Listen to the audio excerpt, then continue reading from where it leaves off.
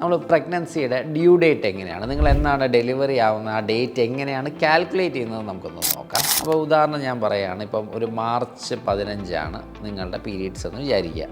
നമ്മൾ സാധാരണ ചെയ്യുന്നത് അതിൻ്റെ കൂടെ ഒരു 7 കൂട്ടും, എന്നിട്ട് ഒരു 3 മാസം കുറയ്ക്കുകയും ചെയ്യും. അതായത് മാർച്ച് 15 22 മാർച്ചിൽ നിന്ന് 3 മാസം കുറയ്ക്കുമ്പോൾ ഡിസംബറായി. അപ്പോൾ ഡിസംബർ 22 നിങ്ങളുടെ ഡെലിവറി ഡേറ്റ്. പക്ഷേ ഇത് ഡിസംബർ 22 പ്രസവിക്കണമെന്നല്ല, ഡിസംബർ 22 ആകുമ്പോൾ 40 ആഴ്ചയാവും എന്നാണ്. പക്ഷേ ഇവിടെ വരുന്ന ചില വ്യത്യാസങ്ങൾ ഞാൻ പറയാം. ഇപ്പം ഈ പറഞ്ഞ മാർച്ച് 15 വരുന്ന ഒരു വ്യക്തിയുടെ നമ്മൾ ആദ്യത്തെ സ്കാൻ എടുക്കുമ്പം ഡേറ്റ് മൊത്തത്തിൽ മാറുന്നു. അത് കാണിക്കുന്നത് നവംബർ സംതിങ് ആണെന്ന് വിചാരിക്കുക. അപ്പം അങ്ങനെ വരുമ്പോൾ നമ്മൾ ആദ്യത്തെ സ്കാനിൻ്റെ ഡേറ്റാണ് നമ്മൾ ആദ്യം എടുക്കുന്നത്. അതെപ്പോഴും നമ്മൾ ആലോചിക്കണം. അത് വെച്ചിട്ടാണ് നമ്മളെല്ലാം കണക്കാക്കുന്നത്. പക്ഷേ അതേസമയം നമ്മൾ ഒരു 8-ാം മാസമോ 7-ാം മാസമോ നമ്മളൊരു സ്കാൻ എടുത്തു, അതിലെ ഡേറ്റ് വേറെയാണ്. അതൊന്നും നമ്മൾ നോക്കില്ല. അതൊക്കെ വെച്ചിട്ട് നമ്മളെന്താ നോക്കുന്നത്, കുഞ്ഞിൻ്റെ വളർച്ചക്കുറവുണ്ടോ കൂടുതലുണ്ടോ എന്ന് നോക്കും. പക്ഷേ ഡേറ്റ് കൺഫേം ചെയ്യുന്നത് എപ്പോഴും ആദ്യത്തെ സ്കാൻ വെച്ചിട്ടാണ്.